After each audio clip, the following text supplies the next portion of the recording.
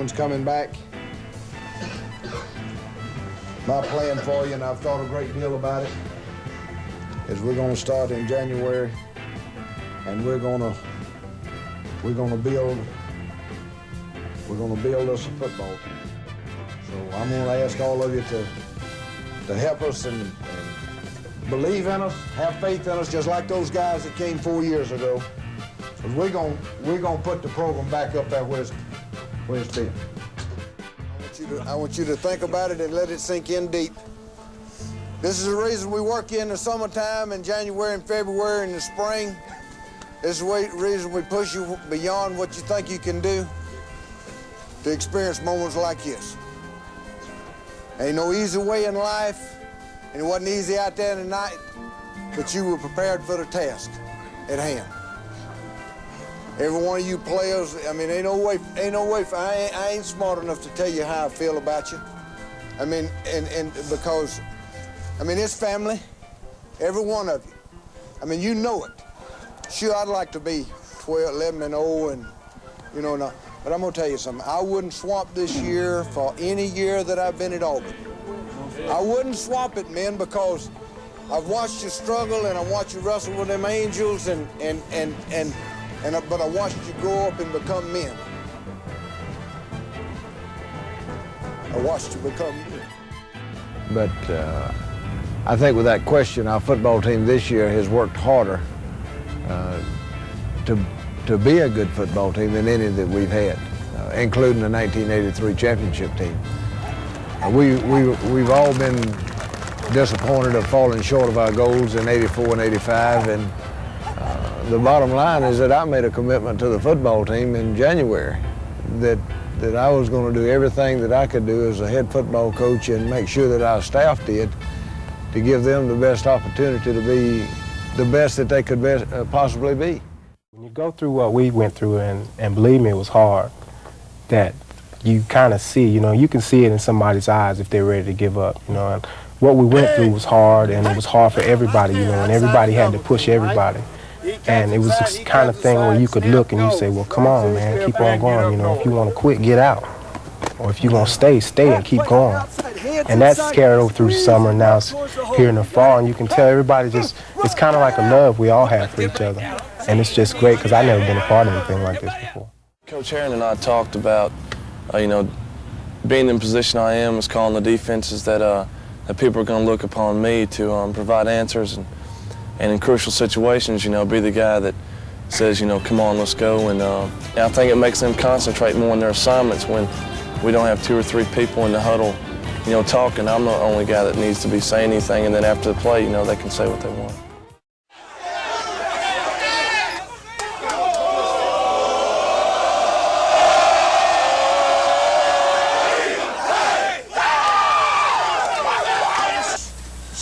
Think what you learned from tonight. Do you remember? It ain't over till it's over. You just keep on keeping on, and you keep on keeping on. Damn little quarterback threw 2 interceptions down there in the end zone. But when it was 4th and 3 and we had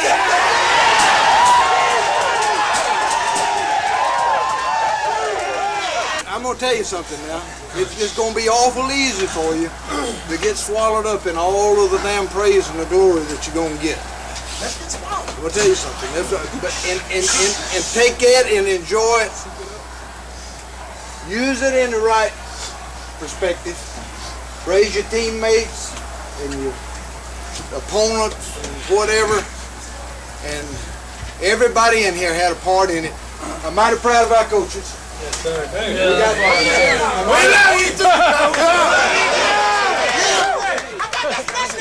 I'm gonna tell you what.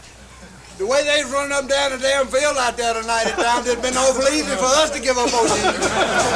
But we hung in there, we fought your ass. And we come back and stopped them when we had to stop them.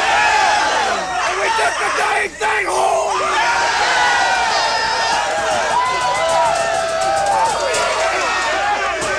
Hey, this makes it all worthwhile.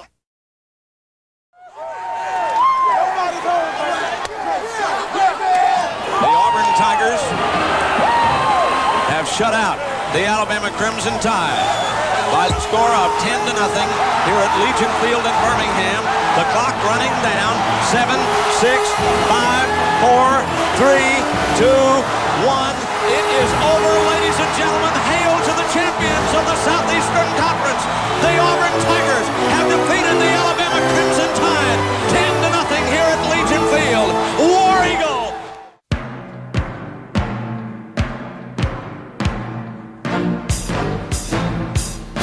I had high hopes for the football team because you never know how a team is going to turn out until you play the season, just play the schedule. And I knew that we had a very, very difficult schedule starting out and ending.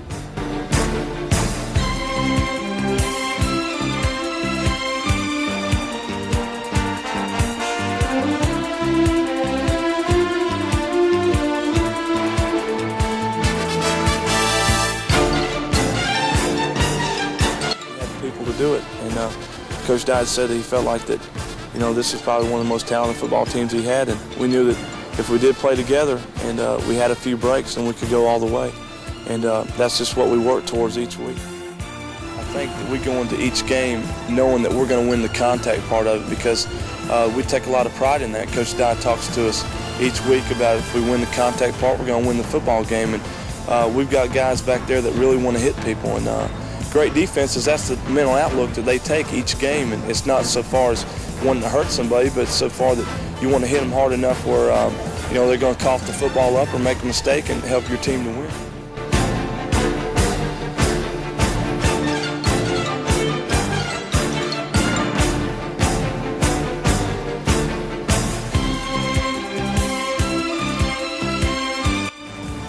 When I was being recruited out of high school, that was one of the main reasons I came to Auburn, because when I looked at all these sheets, you know, of all the top recruits coming out, I'd see Nate Hill and Tracy Rocker and Ron Stallworth, and all those guys were coming to Auburn. I was like, well, if I can get there and play at least a year behind those guys playing defense, playing on the defensive line, I can be a great guy.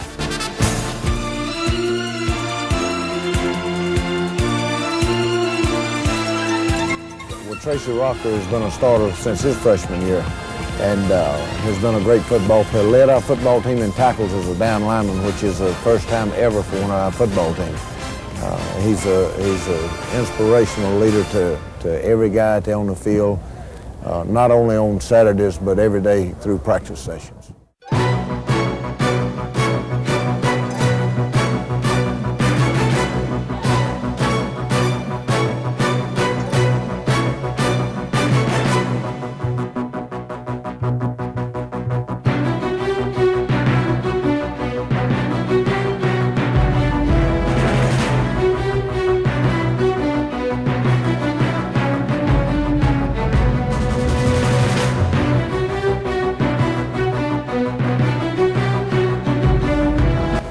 That game really helped us out a lot. It really helped our confidence by doing something we hadn't done, especially as seniors, hadn't beaten them since we've been here.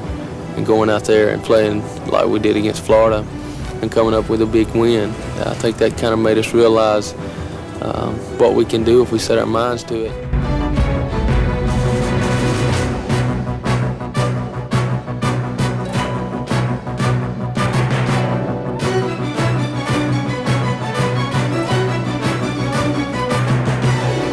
Well, Amen Corner, I guess I called it that last year, and we play Florida, Georgia, and Alabama in the Southeastern Conference every year to end our conference schedule. And we've only beaten those three in the same year one time, and that was in '83. And of course, we lost to Florida the last 3 years.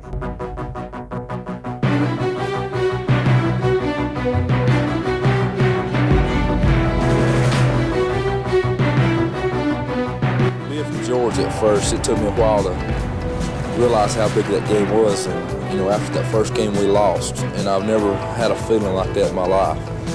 And you know, we lost 2 in a row, and it was really tough, and you know, it made the off season so hard, and you know, everybody's just got a bad attitude if you lose the Alabama game. And then last year when we won, I've never had a feeling so high as that, you know, and it is a great feeling to beat Alabama. And you know, really the game is too big because of all the hype and all. For players, you know, it's another game. but we know we have to live with all the people it means so much to, and you know, you've got to beat Alabama. I'm so happy for you to win it outright, and where we only got one champion in the conference, you are the champion of the best football conference in America. Well, from January, winter workout, through spring and fall, we had to develop our own unit, and a couple of guys emerged for the leadership spots, and Tracy, Reggie Slack on offense, James Joseph, and I guess myself on defense. And so we basically knew what we had to do, and we got the job done from January. It just didn't happen from fall.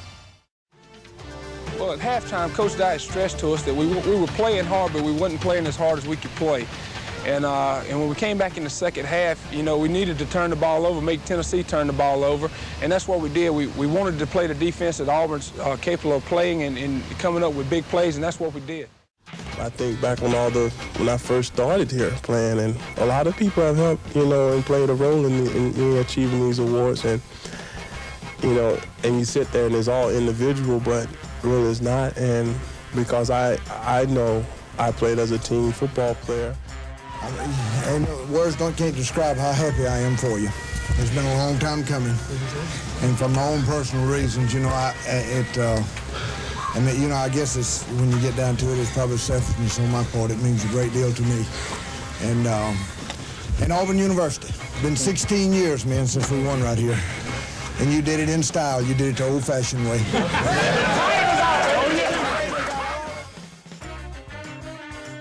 Yeah, you know, when I came to Auburn, I looked back at the tradition. I knew Auburn had a great tradition in putting, you know, linemen in the pros and just being great people.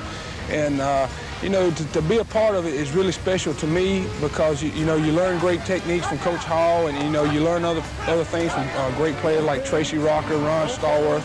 So it's meant a lot to me to be able to play with those guys and for Coach Hall. How good are you? What's that, man?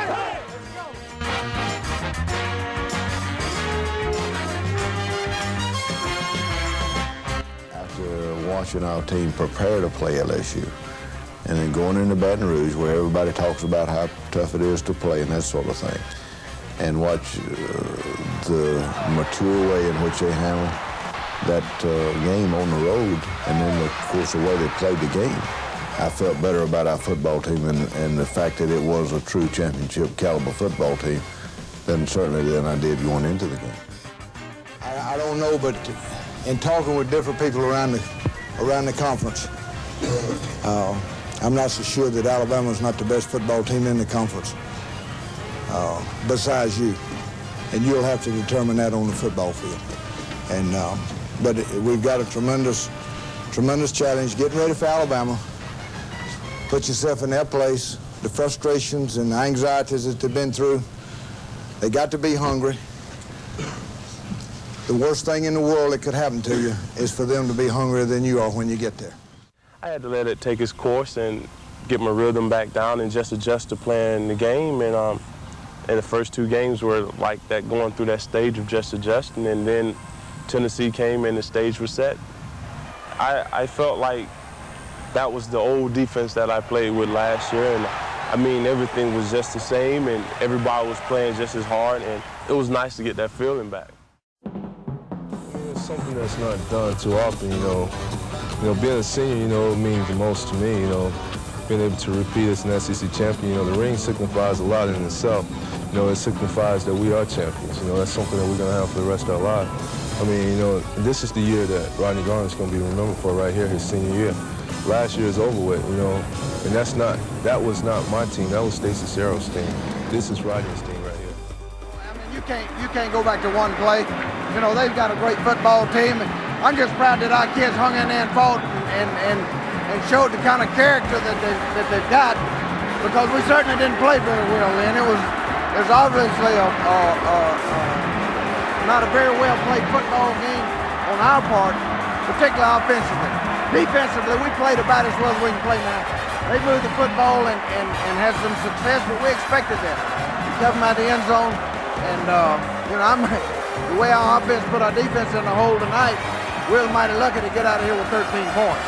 Coach, thank you very much. Great football game, and Coach Biden and his staff and his team deserves all the credit in the world. Thank you very much, Lee. Coach. Out.